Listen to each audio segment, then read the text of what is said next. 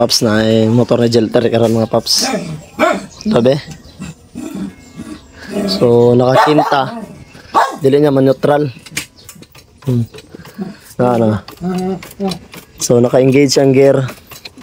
And yan naka 5 speed. Naka 5th gear siya. So pag neutral na to siya, neutral niya, free wheel na neutral niya. So naka 5 speed ako siya.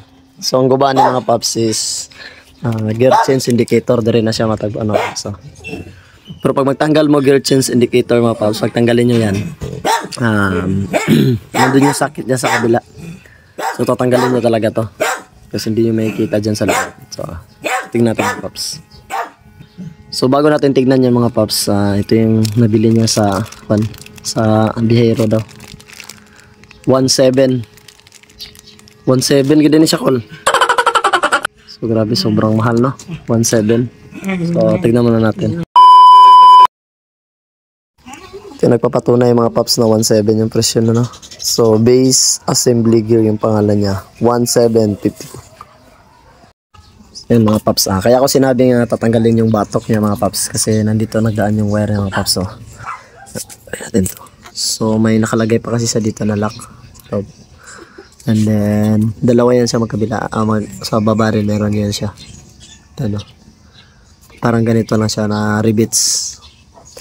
And yung socket niya na dito pa sa kabila, itong dalawa, itong white tsaka yung isa, itong dalawang white nan. Ito tanggalin muna natin.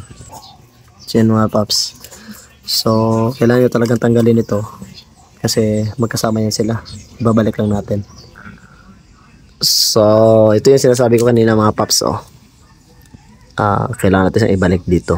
So madali lang naman tanggalin to. Parang itutulak lang itong lock niya. Hindi naman tatanggalin siya. So kawawa naman yung bagong manicure ko. Mas manicure. So maglilinis na rin kami mga paps kasi sobrang dumi no. So let's go. So yan mga paps, na partial linis ko na siya mga paps. So ito kasi size na tanggalan ng kadena dati. So ito nabiyak siya. So tatanggalin natin yung dalawang allen tsaka dito. So yan, tatanggalin na natin siya. So okay pa naman siya sa loob.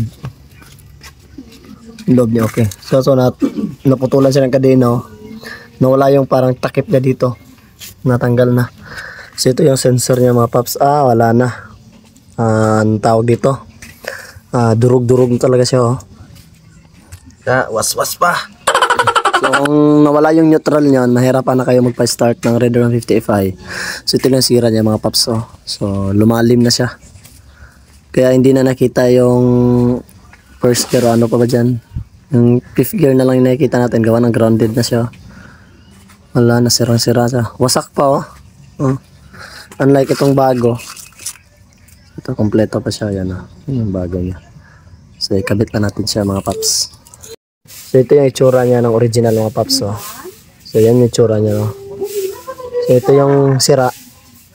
So wala na, laki nang nawala. Gawa na yung pagkaputol ng kadena dito siguro sa bumara lahat. Nagsiksikan sila dito.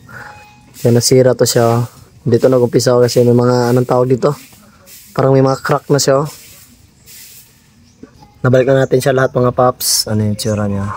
So same pa rin siya sa stock. Yung pagkabalik lahat ng mga lock, same sa stock.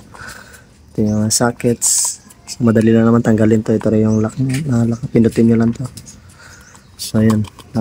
Tatry lang natin siya mga paps. No? Para lang siyang stock pa rin. Binalik lang natin siya sa original niya position. Ito susi na to. Tingnan natin mga paps. The moment of truth. Mekos-mekos. Ay, may neutral na. May neutral siya mga paps. Kasi kanina mga paps, naka 5th gear siya. Pagpandarin mo siya, kailangan mo pang pitin yung clutch para mag-start. Ngayon, balik na siya.